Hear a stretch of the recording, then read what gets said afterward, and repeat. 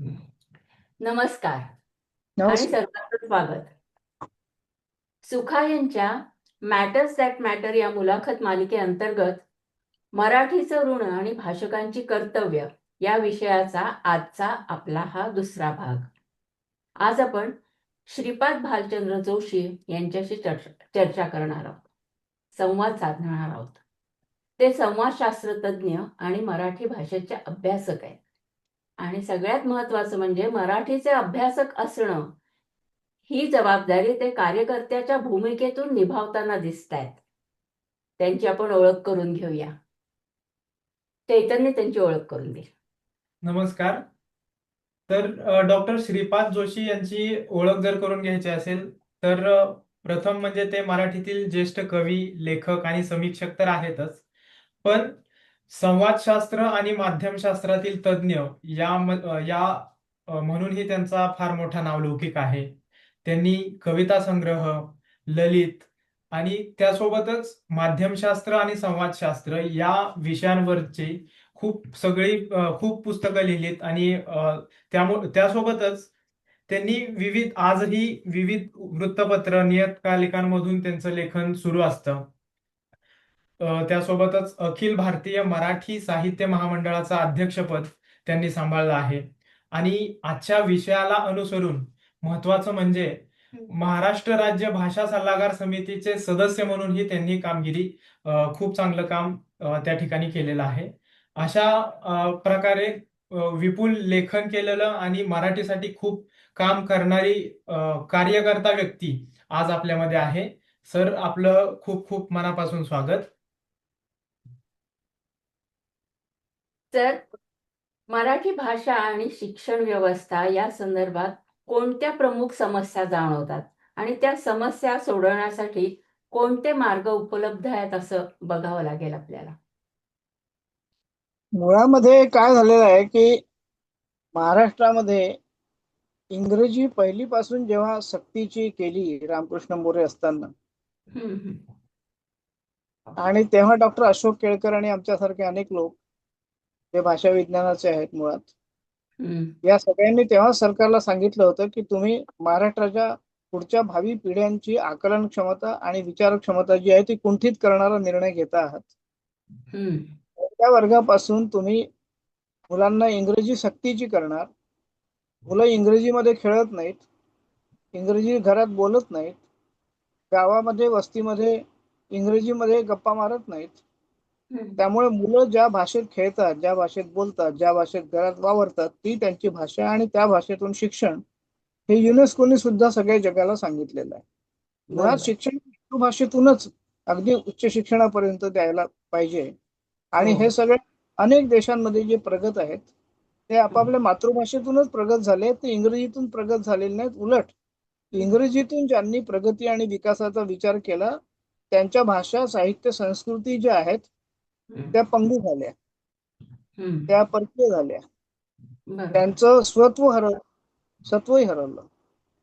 परंतु राज्यकर्त्यांनी फार बहिरेपणा स्वीकारून तज्ज्ञांचं काहीच ऐकायचं नाही आणि आपणच स्वयंतज्ञ आहोत या भूमिकेमध्ये शासन, प्रशासन, IAS अधिकारी जो आज वेटरनरी मध्ये असतो, उद्या भाषेत असतो, परवा संस्कृतीत असतो, मग नंतर उद्योगामध्ये असतो, अशांच्या भरोशावरती शासन प्रशासन लादायचं हा जो हम्म, एक अधिनायक वाद आहे हम्म, लोकशाही मधला आपल्या, त्यांनी आणि विशेषतः गेल्या 10-12 वर्षामध्ये तर फार वेगाने मराठीचं अवमूल्यन होत गेलं. इंग्रजी लादली जाणं ही मराठी माध्यमाच्या अवमूल्यनाची मराठीची सुरुवात होती. आणि आज त्यांनी कळस घातला, हम्म. 94,000 विद्यार्थी मातृभाषेमध्ये नापास होणं हा विक्रम, हा आपल्या शासकीय धोरणांनी सुरचित शालेय शिक्षण व्यवस्था जी आहे ती पूर्ण उद्ध्वस्त झाली. हम्म. त्यामध्ये म्हणजे तुम्ही प्रश्न जो विचारताय त्याचं मूळ याच्यामध्ये आहे की हम्म, सरकारला शिक्षणातून अंगच काढून घ्यायचं आहे. हम्म. सरकारला शिक्षणावर अंदाजपत्रकामध्ये खर्चच करायचा नाहीये. बरोबर. शिक्षण जे आहे त्याचं पूर्ण खास म्हणजे ती एक वस्तू आहे, हम्म, विक्रेय वस्तू आहे, ते एक प्रॉडक्ट आहे आणि तो एक उद्योग आहे. जसा वर्तमान माध्यम हा एक उद्योग झालेला आहे हम्म. आणि शिक्षण ही विक्रेय वस्तू करून तिचा एक प्रचंड मोठा उद्योग करून तो कॉर्पोरेट भारतीय स्वदेशी कॉर्पोरेट असो की विदेशी कॉर्पोरेट असो, खाजगी क्षेत्राकडे शिक्षण सोपवायचं आणि अतिशय चकचकीत, गुळगुळीत, आकर्षक अशा इमारती बांधून इंग्रजी माध्यमाच्या शाळांना प्रोत्साहित करायचं, मराठी माध्यमाच्या शाळा बंद पाडायच्या. ही सगळी मराठी भाषा शिक्षणासमोरची आज आव्हानं आहेत. आव्हान आहेत. एक हे शिक्षकी शाळा, एक शिक्षकी शाळा हो. म्हणजे एकच शिक्षक इंग्रजी पण शिकवेल, मराठी पण शिकवेल, आणि तो भूगोल, इतिहास, नागरिकत्व पण शिकवेल. तो काय शिकवेल? काय त्याच्याकडून अपेक्षा करणार तुम्ही?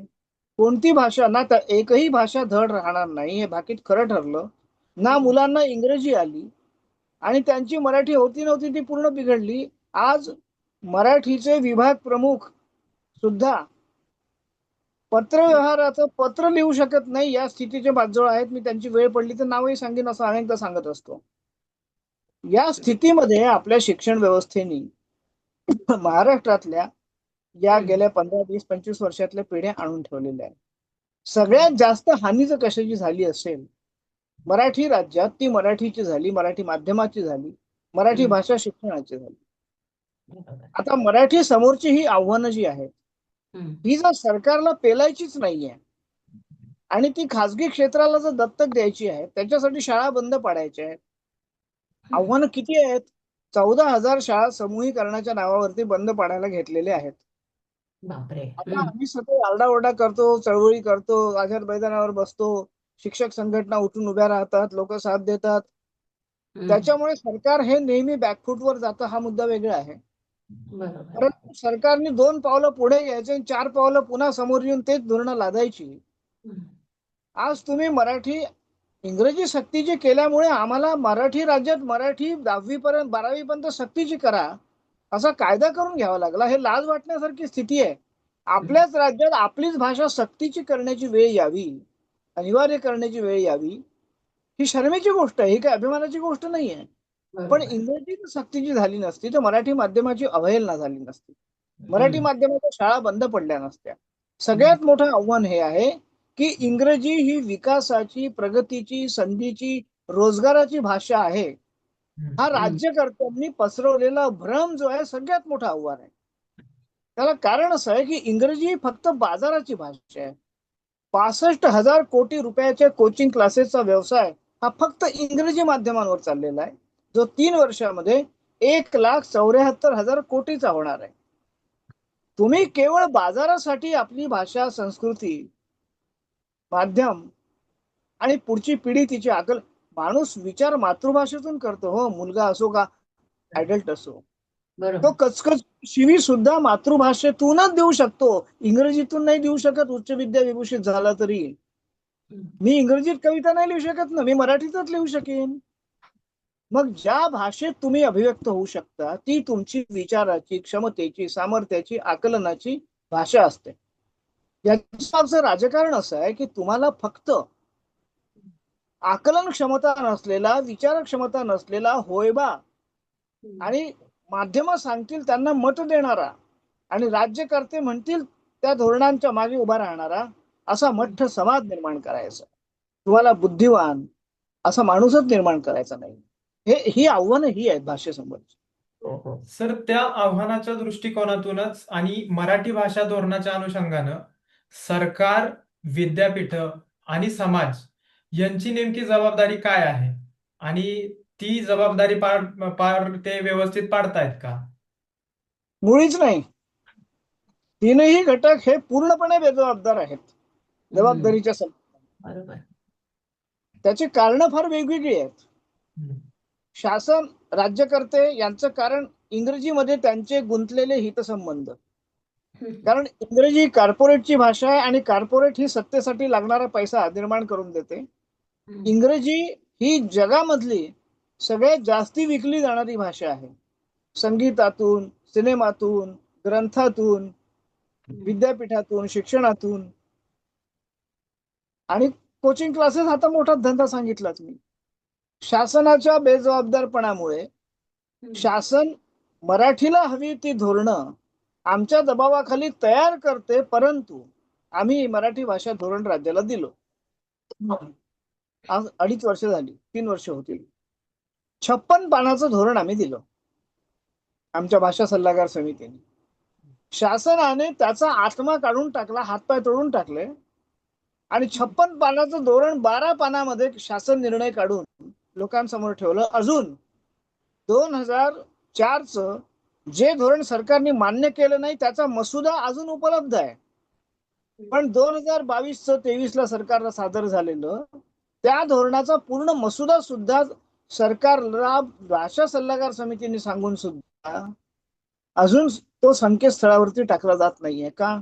कळू देत ना लोकांना भाषा सल्लागार समितीच्या तज्ञांनी काय दिलं आणि सरकारने त्यातलं काय गाळलं. मराठी भाषा, मराठी माध्यम यांच्या जतन संवर्धनासाठी ज्या कायद्यांची गरज आहे ती तरतूद गाळली. मराठीला आधुनिक ज्ञान, विज्ञान, तंत्रज्ञान, रोजगार, विकासाच्या संधीची इंग्रजीच्या जागी भाषा माध्यम करण्याची जी विद्यापीठाची मागणी होती, मराठी विद्यापीठाची, मराठी विद्यापीठ दिलं सरकारने आम्हाला. पण हे 90 वर्षापासून मराठी जे मागते ते विद्यापीठ नाही आहे, हे साहित्याचं विद्यापीठ आहे. तोंडी लावायला तिथे आता मराठी माध्यमातून काहीतरी अभियांत्रिकी वगैरे असे काही अभ्यासक्रम सुरू होतील, तो भाग वेगळा आहे. परंतु आम्ही आता आंतरराष्ट्रीय मराठी विद्यापीठ नावाचा 6 वर्ष झाले त्यालाही कायदा सरकारला वेगळा जो करून दिला, ती एक अपारंपरिक विद्यापीठ आहे, हे पारंपरिक विद्यापीठ आहे. त्यामुळे मराठीला आधुनिक ज्ञान, विज्ञान, तंत्रज्ञान, रोजगार, विकासाच्या संधी याची भाषा केल्याशिवाय पालक ते स्वीकारणार नाहीत. पालक हा सगळ्यात शेवटचा बेजबाबदार घटक आहे. पहिला बेजबाबदार घटक शासन आहे, कारण तो धोरण करतो, धोरणाची अंमलबजावणी करत नाही. पाहिजे ती धोरणं जी आहे ती तज्ज्ञांनी दिलेली स्वीकारत नाही. तज्ज्ञांनी दिलेल्या धोरणांचे हातपाय तोडून, आत्मा काढून शासन आणि प्रशासनाला जे सोयीचं आहे तेवढंच धोरण स्वीकारतं. हा पहिला बेजबाबदारपणा शासनाचा आहे. दुसरा बेजबाबदारपणा आपला आहे की आपण उठून उभे राहत नाही. लोक म्हणतात का आम्ही इतका आरडाओरडा केल्यानंतर किती लोकांनी सरकारला म्हटलं की ते भाषा धोरण संकेतस्थळावर आम्हाला वाचू द्या, तज्ज्ञांनी काय दिलं ते. का नाही? आपला विचारवंत नाही, लेखक नाही, समीक्षक नाही, कलावंत नाही, कोणी मागत नाही. हा बेजबाबदार नाही मराठीच्या संबंधामध्ये. त्यांनी धोरण पूर्ण काय दिलं होतं हे माहिती करून घेण्याची त्याची जबाबदारी नाहीये. बेजबाबदारपणाचा खरा कोणाचा असेल ना, तो जितका स्वतःला उच्च समजतो, तो उच्च वर्ग असो, उच्च वर्ण असो, उच्च जाती असो, उच्च उत्पन्न गटातला असो, हा अधिक बेजबाबदार आहे भाषेच्या संस्कृतीच्या संबंधामध्ये.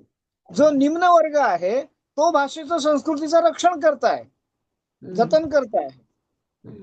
आता पालक हा सगळ्यात शेवटचा बेजबाबदार घटक आहे.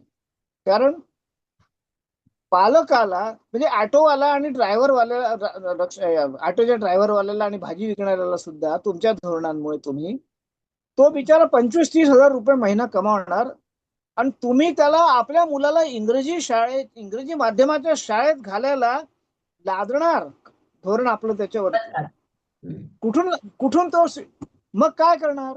मध्यम वर्ग भ्रष्टाचार करणार, अनितीने पैसा कमावणार, त्या पैशातून आपल्या मुलांना शिकवणार आणि मग ती मुलं नीटच्या परीक्षेमध्ये लाखो रुपये देऊन पास झाली नाही म्हणून आंदोलन करणार. हा कोणता वर्ग आहे जो लाखो रुपये आपल्या मुलांना देऊ शकतो? नीट जेई साठी बंद करा नाही. तामिळनाडू सरकारची मागणीच आहे की नीट बंद करा. 12वीच्या आधारावरती तुम्ही का अहो, टेक्नॉलॉजी, सायन्स, मेडिकल याला प्रवेश घेण्यासाठी किती टक्के गुण लागतात? 50%. मग तुम्ही 98% वर ही स्पर्धा जी नेऊन ठेवली कोचिंग क्लासेसच्या मार्केटसाठी, ती बंद करा ना. तुम्ही 12वीच्या गुणांवरती त्यांना डायरेक्ट ऍडमिशन द्या. कोचिंग क्लासेसचं मार्केट बंद करा. आता मराठीच्या विकासाला सुरुवात होईल, मराठी माध्यमाच्या विकासाला. पालक घालायला लागतील मराठी माध्यमामध्ये मुलांना.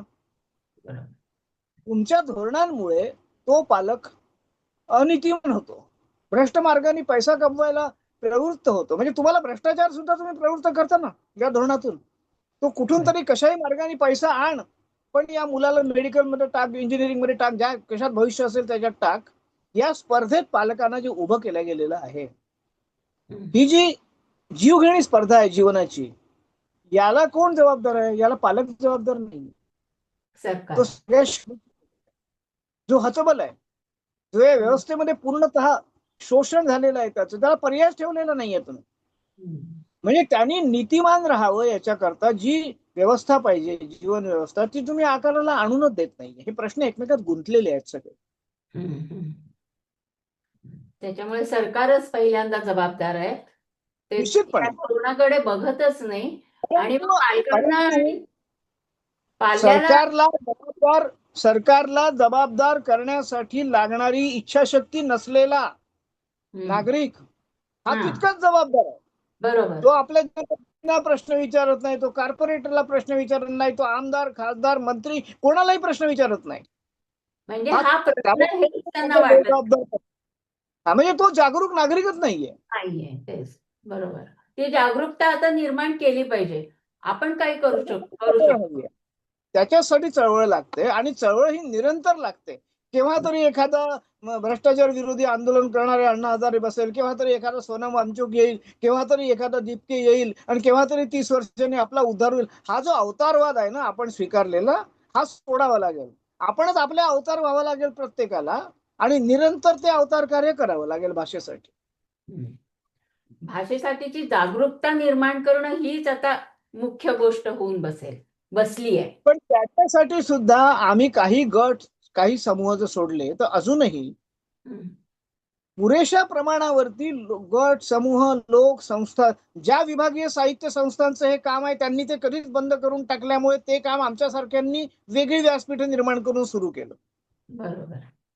पण अशी अनेक व्यासपीठांची गावोगावी, वस्तोवस्ती, तालुका प्लेसेसला, जिल्हा पातळीवरती गरज आहे. गरज आहे. तेवढ्या मोठ्या प्रमाणावर मराठी जवळ मराठीचे कार्यकर्ते नाहीयेत, मराठीचे मिशनरी नाहीयेत.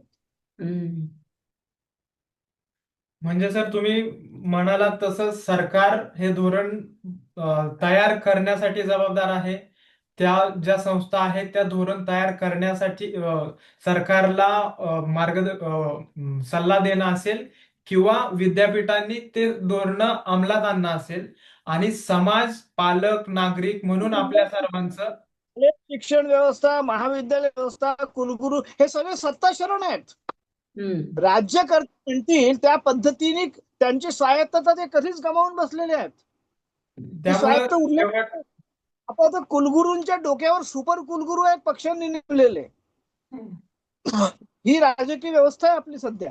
म्हणजे कुलगुरूंनी काय करावं हे सांगण्यासाठी अजून नेमलेले एक्स्ट्रा कॉन्स्टिट्युशनल, घटनाबाह्य अशा शक्ती कुलगुरूंना सांगतात त्यांनी काय केलं पाहिजे. हे इथपर्यंत आपण आलेलो आहोत.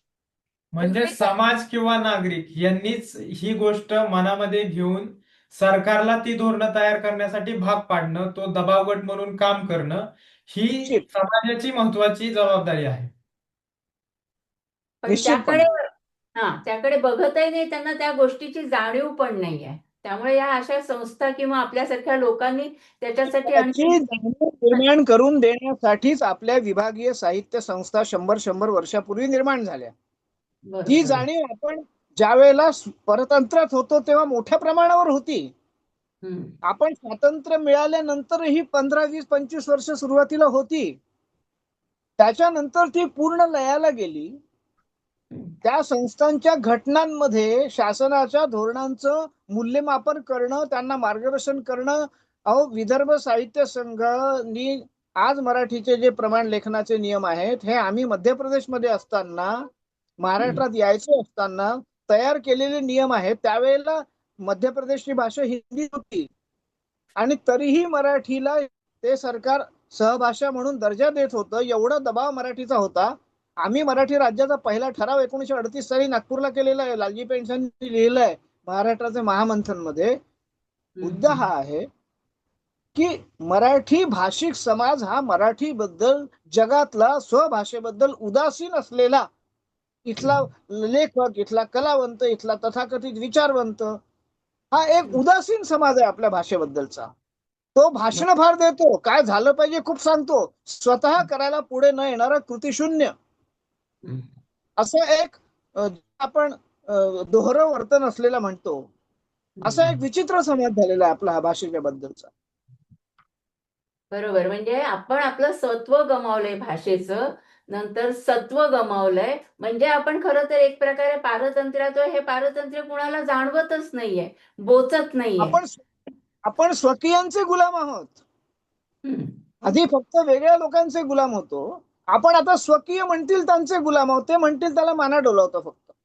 याच्यामध्ये भाषिक संबंधामध्ये अभिमान बाळगावा अशी दक्षिणेतली 4 राज्य आहेत, बर. पूर्वोत्तर राज्य आहेत, बंगाल हम्म. आहे, की ज्यांनी आपल्या भाषा साहित्य संस्कृतीचे कायदे नुसते केले नाही, धोरण नुसते केले नाही, त्यासाठी यंत्रणा उभ्या केल्या शिकणाऱ्या. तो ते स्वत्व, कारण मुळामध्ये डीएमके सारखं पक्ष किंवा तामिळनाडू सारखं बहुजनांचं सरकार हे चळवळीतून आलं, बरोबर. भाषा साहित्य संस्कृतीच्या चळवळीतून आलं. जोपर्यंत महाराष्ट्रातले राज्यकर्ते भाषा ही बहुजनांची आहे हे त्यांच्या गळी उतरवत नाहीत, इथे भाषा ही उच्चवर्णीयांची आहे हे गळी उतरवलं गेलं होतं. आम्हाला 20 ते 25 वर्ष आम्ही काम करतो आहे बहुजन पालकांचं प्रबोधन करण्यासाठी. अभिजात भाषेचा दर्जा आणण्याचा संघर्ष 10 वर्ष आम्ही जो केला त्याचं कारणच हे होतं की मराठीची अभिजातता ही उच्चवर्गीयांची उच्चवर्णीयांची नाहीये. ही अभिजातता मराठीला संत साहित्याने दिली, ही महानुभावांनी दिली, ही संतांच्या भाषेने दिली. तर ही अभिजातता बहुजनांनी दिली आहे. हे त्यांना मराठीला अभिजात दर्जा मिळाल्यावरती तो प्राकृतला मिळालेला दर्जा आहे, आणि प्राकृत ही कष्टकऱ्यांची भाषा आहे, ही श्रमिकांची भाषा आहे, ही बहुजनांची भाषा आहे, आणि म्हणून मराठीला अभिजात दर्जा 10 वर्ष मिळत नव्हता. त्या संघर्षामध्ये आम्हाला उद्बोधन करता आलं बहुजन समाजाचं की ही तुमची भाषा आहे, ही सवर्णांची नाही, उच्चवर्णीयांची नाही. आणि हे बऱ्याच मोठ्या प्रमाणावर हे कार्य झालेलं आहे. आणि अभिजात दर्जा मिळाल्यामुळे आता 12 कोटी मराठी जनतेपैकी प्रत्येकाला माझ्या भाषेला काहीतरी मिळालंय हे जे वाटायला लागलंय, हे वाटायला लागणं हेच अभिजात दर्जा मिळवण्याच्या आमच्या संघर्षाचं कारण होतं. पैसे मिळवणं हे नव्हतं, ते तर मिळालेच नाही, ते मिळणारही नाहीत केंद्राकडून कधी. पण हा जो मराठीने गमावलेला स्वाभिमान होता बहुजनांनी मराठीच्या संबंधातला, विशेषतः महाराष्ट्रात निर्माण झाल्यानंतरचा, कारण जपली जी आहे मराठी ती कोणी जपली आहे? ती ग्रामीण माणसांनी जपली आहे. ती आपल्या व्रत वैकल्य दैनंदिन जीवन विधी या सगळ्यातून जपली आहे. तो एकही शब्द इंग्रजीचा किंवा हिंदीचा किंवा मराठीशिवाय बोलत नाही. तर आम्ही बोलतो तथाकथित उच्च शिक्षित विचारवंत कलावंत लेखक थोर. आमचं नातच नाहीये ना बोलींशी काही. बोली तर आम्ही गमावून बसलो आहेत. बोलींशिवाय भाषा जिवंत राहतच नाहीत. त्यामुळे भाषा जगवण्याचा अर्थ बोली जगवणं आहे. आता आपण भारतीय राज्यघटना तुम्हाला मातृभाषेतून शिक्षणाचा अधिकार देते, मातृभाषेचा अर्थ बोली असा होतो. इथे तर तुम्ही राज्यभाषेतून शिक्षण देऊ शकत नाही या माध्यमातून, बोली तर खूप दूरची गोष्ट. सर, मध्यंतरी आपलं एक पत्र वाचण्यात आलं आणि त्यामध्ये आपण बोली भाषांचा प्रमाण भाषा आणि तो मुद्दा अधोरेखित केला होता. तर त्याच अनुषंगानं मला असं विचारावं असं वाटतं की शिक्षणामध्ये बोलीभाषांना कितपत स्थान असायला हवं, आणि बोलीभाषा आणि प्रमाण भाषा यांचं द्वंद्व किंवा यांच्यामध्ये स्पर्धा न होता त्यांचं कसं प्रमाण राखलं गेलं पाहिजे. विदर्भामध्ये गोंडी ही एक बोली महत्वाची बोली आहे. आमचे काही शिक्षणाधिकारी जे बिचारे समर्पित आहेत आणि काही शिक्षक यांनी बालभारती गोंडीमध्ये अनुवादित करून मुलांना शिकवलं. कारण त्या मुलांसाठी मराठी फॉरेन लँग्वेज आहे, परकीय भाषा आहे. त्यांच्या बोलीतून मुळामध्ये युनेस्को पासून तर आपल्या राज्यघटनेपर्यंत प्रत्येकाने तुमच्या बोलीच्या माध्यमातून तुम्हाला शिक्षण मिळण्याचा अधिकारच दिलेला आहे. आपण तो मागतच नाही. अडचण ही आहे की आपल्या अधिकारांचीच आपल्या घटनेचीच आपल्याला माहिती नाहीये. जणू काही आपण गुलाम आहोत, आपण त्यांना निवडून देतो त्यांचे, त्या पद्धतीने आपली वागणूक असते. बोली म्हणजेच भाषा आहे. प्रमाण भाषा ही फक्त विशिष्ट व्यवहारासाठी आहे. तुम्ही घरामध्ये काही प्रमाण भाषेत नाही बोलत, बोलीतच बोलता. त्याला आपण प्रमाण भाषा म्हणतो. ही सुद्धा एका विशिष्ट समुदायाची बोली आहे. त्यामुळे भाषेचं मूळ स्वरूप ही वाक आहे, वाणी आहे, बोली आहे. त्यामुळे बोली आणि प्रमाण भाषा ज्या मुलांना, जी मुलं बोलीच्याच घरात वाढतात अशी प्रचंड मोठी संख्या आदिवासींची आहे, आदिम जमातीतली आहे, ग्रामीण भागातली आहे. आणि शब्द संपदा जी आहे मराठीची ही बोलींमध्ये आहे. मराठीमध्ये तुम्ही जर तुम्हाला आधुनिक ज्ञान विज्ञान तंत्रज्ञान आणलं तरच नवीन शब्द येतील ना त्या विद्येचे. बरोबर. ते आणणं गरजेचं आहे. म्हणजे नाही तर जसं मराठी गोंडी भाषेत त्याचं मराठी भाषांतर झालं हा त्याप्रमाणेच ह्याचं पण विज्ञान तंत्रज्ञान हे सगळं मराठी भाषेत जास्त प्रमाणात आणायला हवंय. आता त्यासाठी 40 वर्षापासून आम्ही मागण्या करतोय बोली विद्यापीठाची, अच्छा. बोली अकादमीची. 40 वर्षाच्या मागण्या धूळ खात पडलेल्या आहे सरकार दरबारी. फार संथ गतीने एखादी मागणी त्याची कधीतरी 10-20 वर्षांनी मार्गी लागते. आता बोली अकादमी बद्दल सरकार वारंवार आम्ही ठराव करतो अनेकदा आणि सरकार हो हो करतो. अजूनपर्यंत ती स्थापन झालेली नाही. बोलीच्या जतन संवर्धनाचं काम करण्याचं विद्यापीठांच्या त्यांच्या स्टॅट्यूट मध्ये लिहिलेलं आहे, ऍक्ट मध्ये लिहिलेलं आहे. हे त्यांचं मराठीचंच काम होत नाही. ते तर फक्त साहित्य शिकवतात, भाषा तर अजून शिकवतच नाहीये कोणी. तुम्ही MA इन मराठी लिटरेचर असता, MA इन मराठी नसता, MA इन इंग्लिश नसता, MA इन हिंदी नसता. ते शिक्षण भाषेचं नाहीये, ते साहित्याचं आहे. साहित्य हा भाषेचा फक्त 10 ते 15% व्यवहार आहे. त्या 10 ते 15% व्यवहाराच्या भाषेचं जे रूप आहे ते तुम्ही सर्वोच्च रूप करून टाकल्यामुळे सगळ्या बोलींची रूप यांना दुय्यम नागरिकत्व मिळालेलं आहे, सेकंड सिटिझनशिप. त्यामुळे प्रमाण बोलीला दुय्यम सिटिझनशिप देणं, दुय्यम नागरिकत्व देणं म्हणजे प्रचंड मोठ्या बोली बोलणाऱ्या लोकांना दुय्यम नागरिकत्व आणि दुय्यम दर्जा जीवनाचा बहाल करणं आहे. हे प्रबोधन लोकांचं झालं पाहिजे. बोली ही प्रमाण भाषे इतकीच प्रतिष्ठित आहे, प्रमाण भाषा ही बोली इतकीच प्रतिष्ठित आहे, यातलं हे द्वैत संपलं पाहिजे.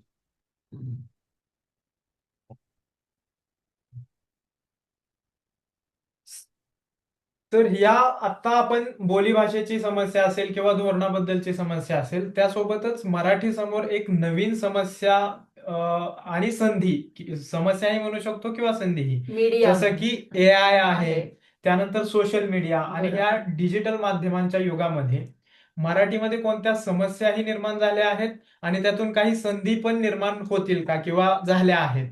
काय वाटतं तुम्हाला? पहिली गोष्ट, सोशल मीडिया हे अत्यंत चुकीचं नामकरण आहे. इंग्रजीत सुद्धा ते चुकीचं आहे. बरं. मीडिया जर सोशल असतील तर मग दूरचित्रवाणी, वृत्तपत्र, नियतकालिक ह्या काय अँटी सोशल आहेत का? मराठीमध्ये मी त्याला समूह माध्यम हा शब्द रूढ केलाय समाजशास्त्रीय दृष्ट्या आणि तो स्वीकारला गेला आहे. ही माध्यमं फेसबुक असो, व्हॉट्सअप असो, इंस्टाग्राम असो, ही समूहाची आहे, एका विशिष्ट संख्येच्या. आणि त्याच्यामध्ये तुम्ही निवडून माणसं गट तयार करता. सोशल मीडिया कोणती असते? वृत्तपत्र सोशल मीडिया आहे, हे जनमाध्यम आहे.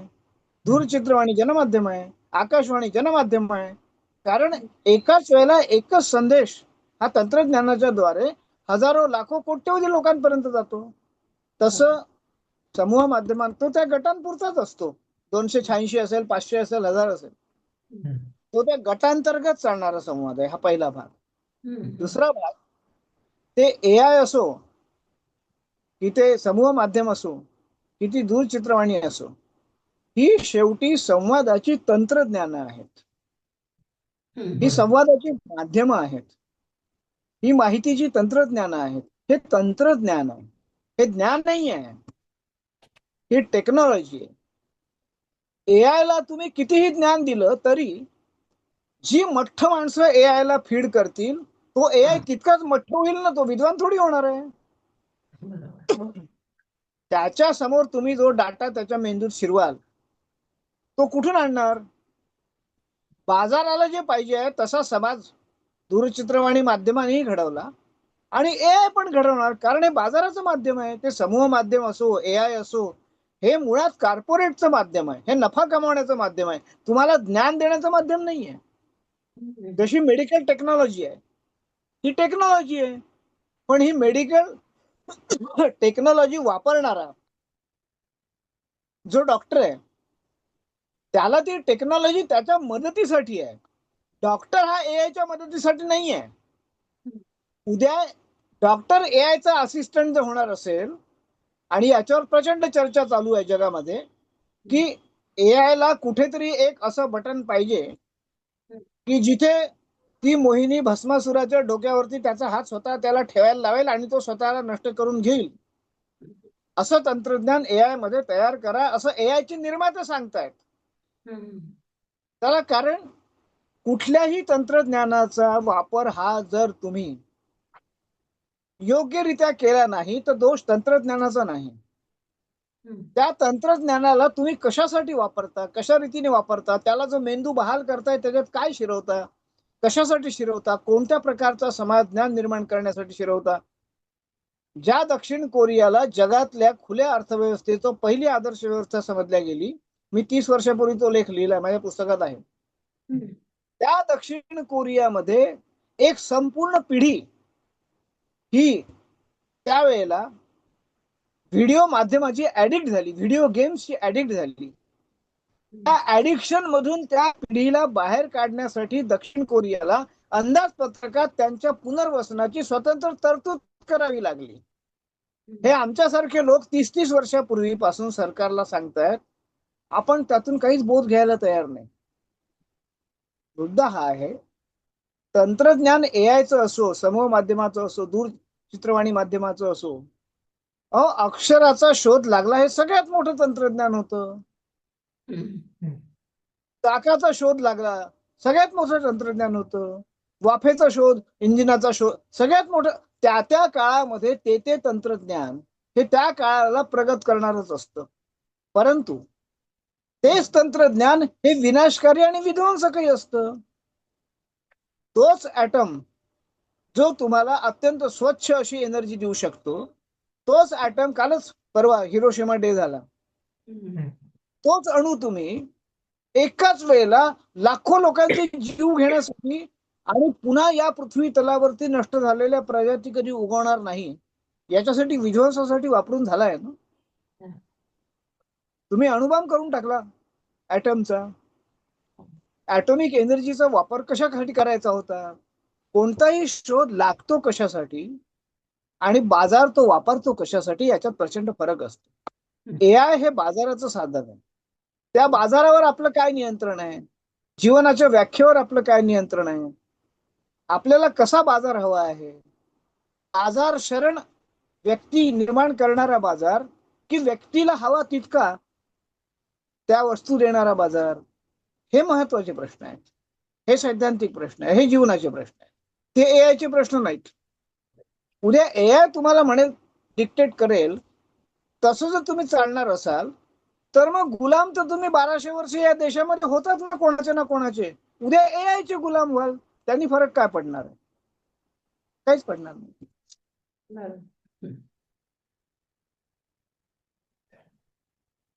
ते समूह माध्यमामध्ये जी काही मराठी वापरली जाते ती खूप चिंताजनक वाटते, म्हणूनच हा प्रश्न आपण उपस्थित केला.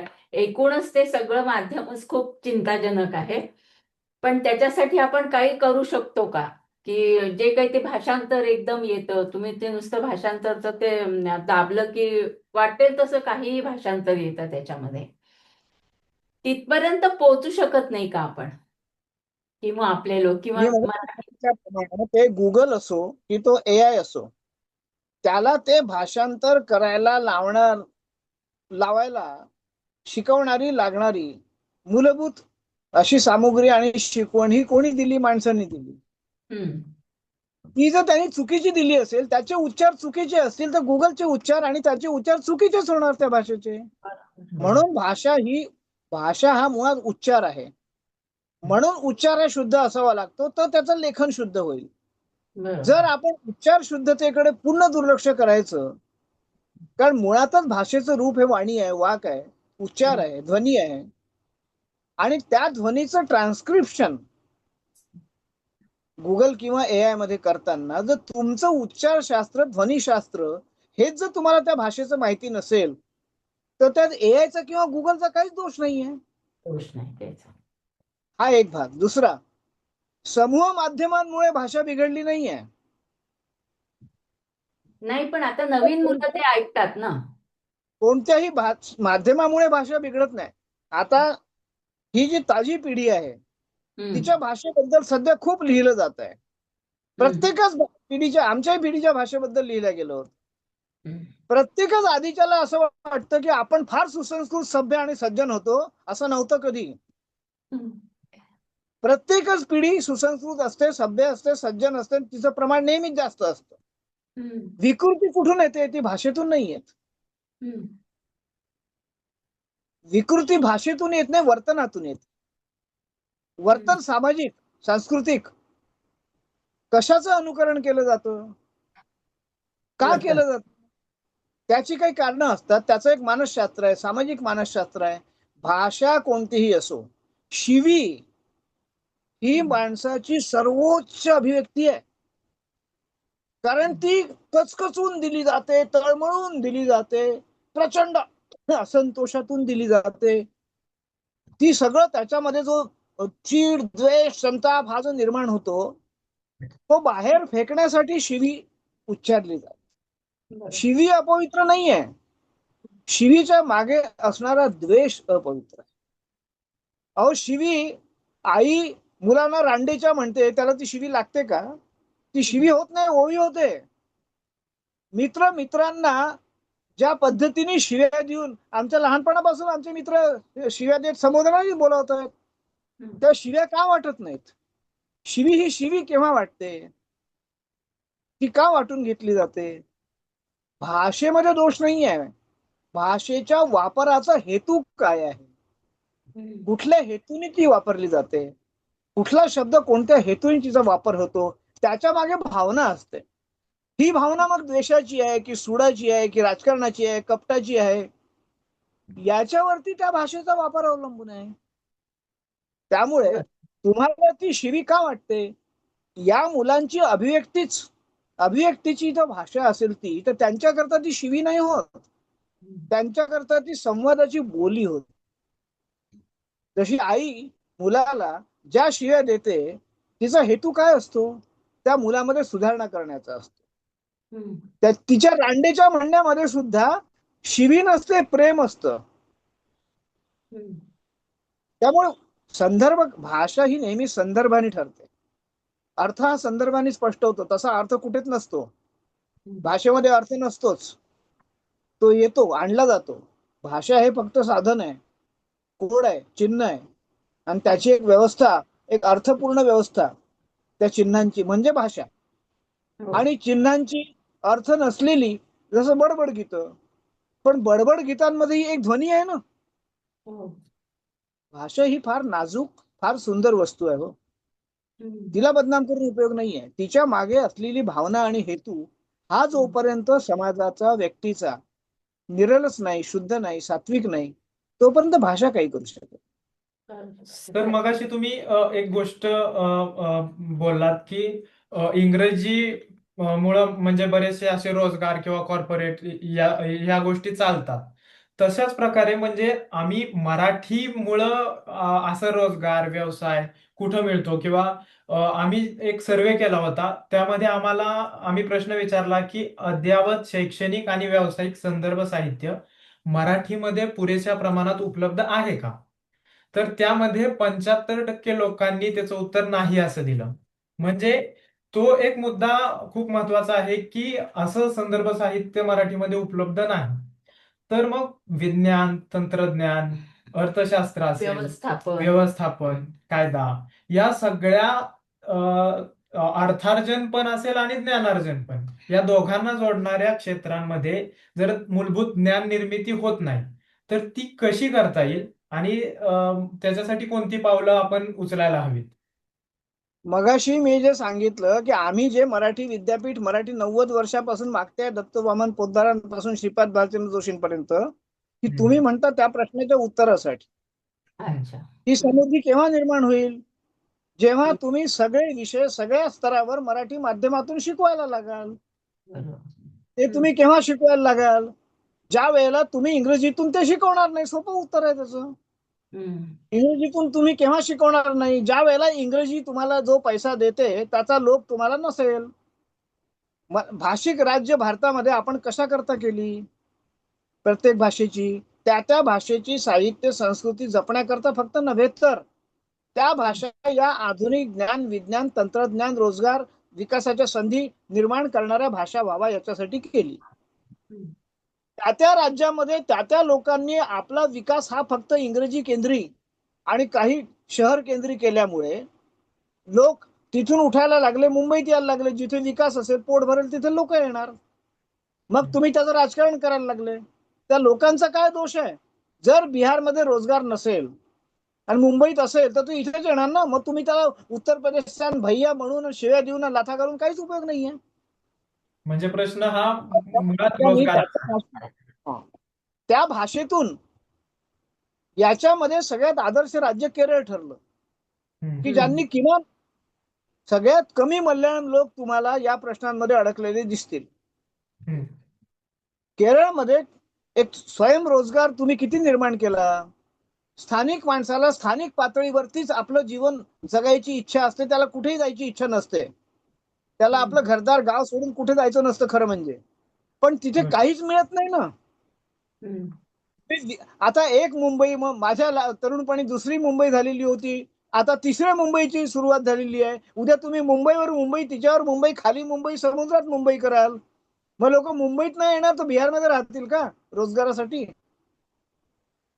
या हे जे होत नाही, तुम्ही जो सर्वे केला तो बरोबरच आहे, पण त्याची कारणं कशामध्ये आहेत? कारण याच्यामध्ये आहेत की तुम्हाला इंग्रजीची जागा मराठीला घेऊ द्यायची नाहीये ना.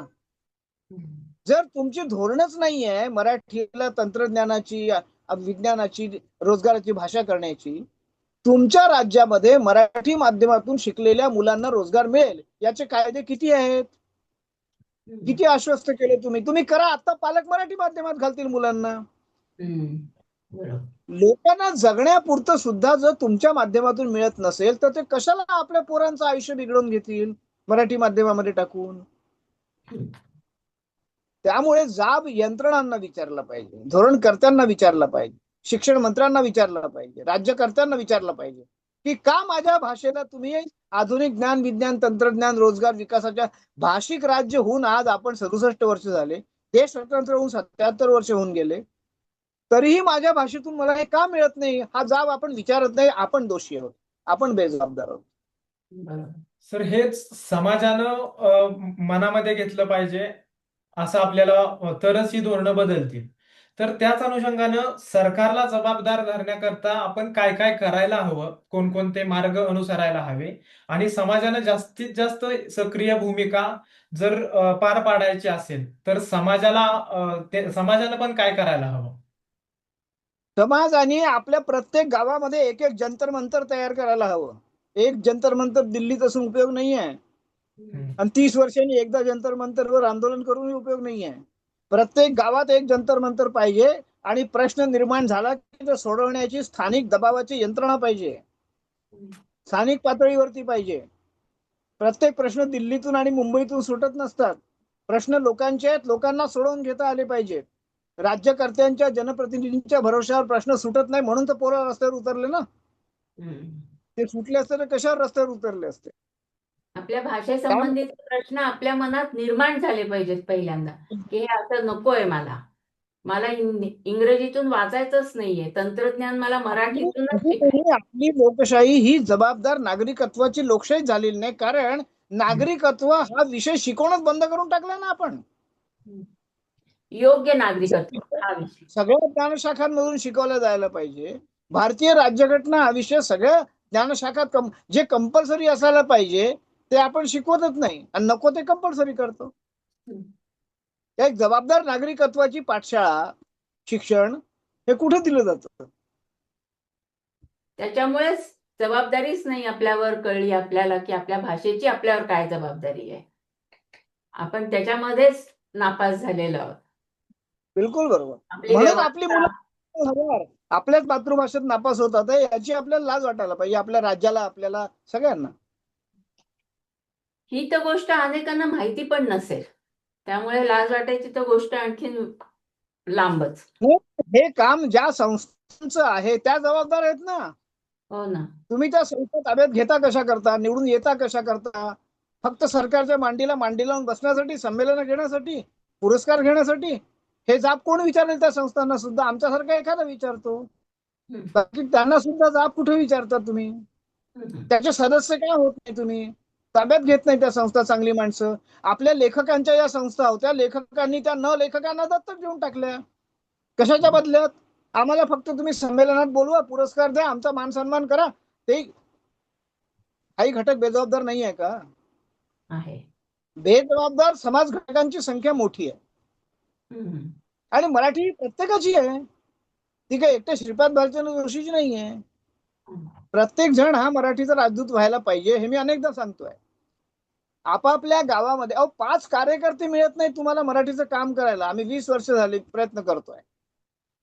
हम्म, बरोबर. आता जिल्हा मराठी समित्या केलेल्या आहेत हम्म, या सगळ्या आमच्या दबावामुळे. काय काम करतात ते विचारतो का आपण? जिल्हा मराठी समितीने काय केलं? हम्म. त्याच्या जिल्ह्यामध्ये मराठीची स्थिती काय हे तपासणं त्यांचं काम आहे. जिल्हा मराठी समित्या त्यानुसार अस्तित्वात आहेत का हे सुद्धा माहिती नाही लोकांना माहिती आहे का? हम्म, हा पण एक लोकांना हे बघा, लोक नावाची कल्पना ही भ्रम आहे. समाज बरोबर अस्तित्वात नसतो. हम्म, समाज हे किराणा मालाचं दुकान आहे, त्यामध्ये किराणा कुठेच उपलब्ध नसतो. ज्या असतात बरोबर त्या हिंग, मीठ, मोहऱ्या, मिरची, जिरं वेगवेगळे असतात. हो त्याप्रमाणे समाज नावाच्या संकल्पनेत समाज काहीच करत नसतो, कारण समाज नसतोच ना अस्तित्वात.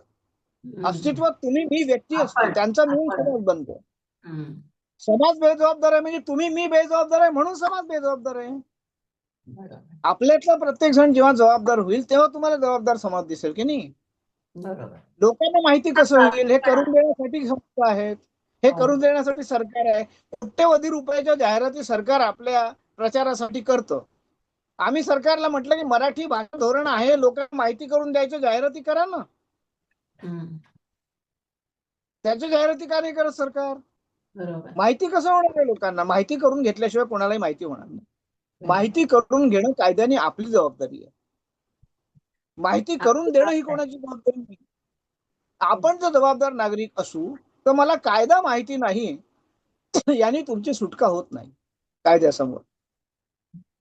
बरोबर. तुम्ही 18 वर्ष झाले, सज्ञान झाले, अडल्ट झाले, प्रौढ झाले, मतदानाचा अधिकार मिळाला, तुम्हाला घटना माहितीच पाहिजे, अधिकार माहितीच पाहिजे, कर्तव्य माहितीच पाहिजे. अहो, घटनेमध्ये कर्तव्य लिहिली आहे तरी कुठे माहिती आपल्याला? हम्म. हे माहिती नाही. हे आपण मराठी त्यामुळे आहोत. आपली भाषा मराठी आहे, पण आपण त्याबद्दल आणि त्याचं जे काही अवमूल्यन होत असेल किंवा ज्या दुसऱ्या गोष्टी आपल्यावर लादल्या जात आहेत त्या बाबतीत आपण गाफील आहोत, बेजबाबदार आहोत.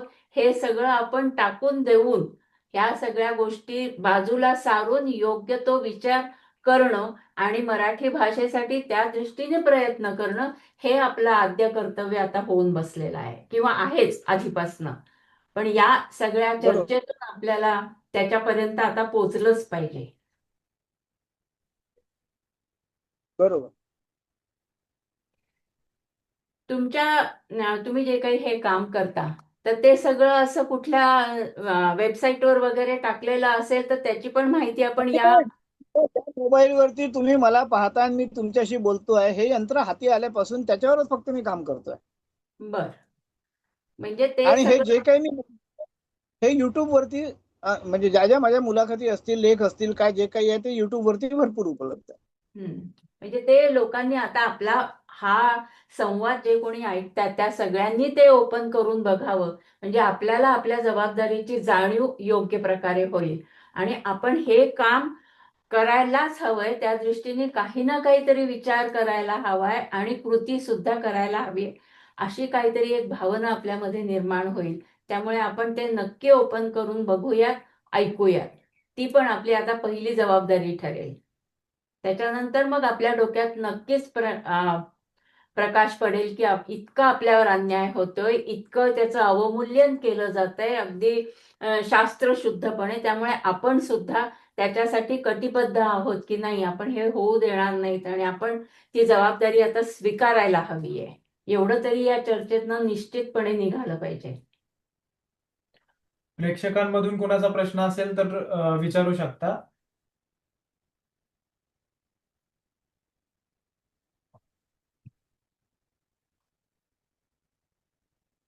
आहे कोणाचा प्रश्न?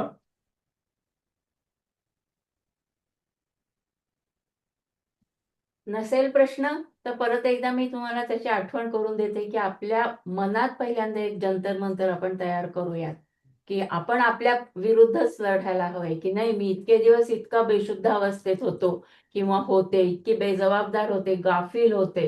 तर आणि हे जे काही आक्रमण माझ्यावर होते इतर भाषांचं, इंग्लिश भाषांचं, किंवा ते लादलं जात आहे आपल्यावर, हे लादणं सुद्धा आपल्याला टोचलं पाहिजे. असं जंतर मंतर आपल्यामध्ये सुरू झालं तर मग आपल्या गल्लीमध्ये, आपल्या सोसायटीमध्ये आणि आपल्या गावामध्ये सुद्धा आपण त्याचा व्यवस्थितपणे उहापोह करू शकू असं मला वाटतंय.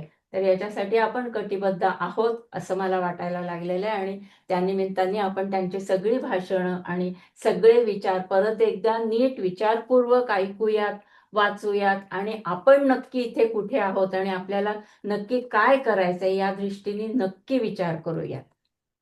आणि परत एकदा मग आपण श्रीपाद सरांशी बोलूयात.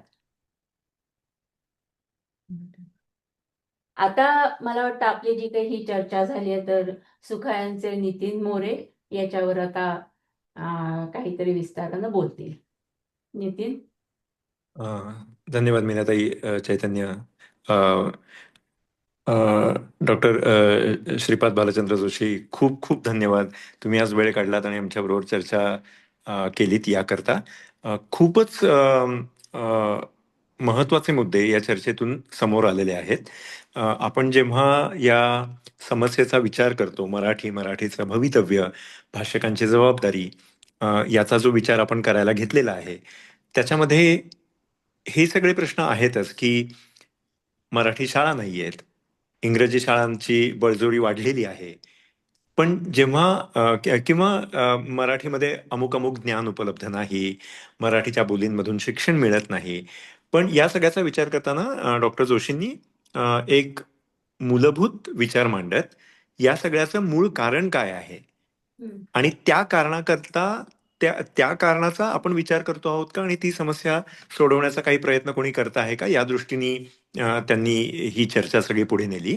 आणि महत्वाच्या गोष्टी त्याच्यातनं ज्या समोर आल्या त्या म्हणजे एक, की धोरण हे योग्य असायला पाहिजे आणि त्याकरता आपल्याकडे वेगवेगळ्या समित्यांनी, वेगवेगळ्या विचारवंतांनी वेगवेगळी धोरणं वेळोवेळी तयार केलेली आहेत. पण फक्त धोरण तयार करून पुरे होत नाही, त्या धोरणाची अंमलबजावणी झाली का? आणि मग ती अंमलबजावणी करताना अंमलबजावणी करणारे जे लोक आहेत त्या लोकांना मुळात धोरण कळलं का, पटलं का? आणि इतर समाजातल्या घटकांचे, आपण कॉर्पोरेट्स बद्दल थोडं बोललो, तर इतर समाजातल्या घटकांचे जे हितसंबंध आहेत ते हितसंबंध जर जोपासले जात नसतील तर या धोरणांची अंमलबजावणी होते का? त्याच्यामुळे नुसती चांगली धोरणं तज्ज्ञांनी तयार करून पुरे होत नाही, तर त्या धोरणांची योग्य अंमलबजावणी झाली पाहिजे आणि ती ज्या संस्थांची जबाबदारी आहे त्या संस्थांनी ती चोखपणे पार पाडली पाहिजे. पण तसं होताना दिसत नाही आणि त्याच्यात पुन्हा वेगवेगळी कारणं आहेत. आपण राज्यकर्त्यांविषयी बोललो, आपण कॉर्पोरेट्स आणि राज्यकर्ते यांचे संबंध याच्याविषयी थोडंसं बोललो. शिक्षणाचं जे एक विक्रय वस्तू म्हणून बाजारीकरण झालेलं आहे त्याच्याविषयी आपण बोललो आणि त्यातून इंग्रजी शाळांचं इंग्रजी शाळांना पुढे नेण्याकरता त्यांना पुढे नेत असताना मराठी शाळा बंद कशा पाडत गेलो आपण याच्याविषयी आपण बोललो. मला वाटतं ही जी समस्या आहे की जे काही हितसंबंध याच्यात गुंतलेले आहेत, ज्यातून चांगली तयार केलेली धोरणं ही अंमलातच आणली जात नाहीत, याच्याकडे हे एक म्हणजे आपल्याला नागरिक म्हणून समजतं का? दुसरी गोष्ट म्हणजे ते समजल्यानंतर आपण हो बरं मग हे असंच आहे आणि मग हे असं स्वीकारलं पाहिजे ही भूमिका घेतो काय, हे गैर आहे. आणि हे ज्या योग्य पद्धतीने केलं गेलं पाहिजे त्या योग्य पद्धतीने केलं जावं याचा आग्रह धरतो. ही जी एक जबाबदारी आहे आपली नागरिक म्हणून, भाषक म्हणून मराठीचे, ती आपण पार पाडतो आहोत का? आणि मग तो सर्वात महत्वाचा प्रश्न हा तिथेच जाऊन थांबतो की लोकशाही आहे तर त्याच्यामुळे जागरूक नागरिकत्व असणं हे खूप आवश्यक आहे. बाबासाहेबांनी तेव्हाही सांगितलेलं होतं हे असं काही होईल असं वाटत नाही, ते आता आपण बघतो.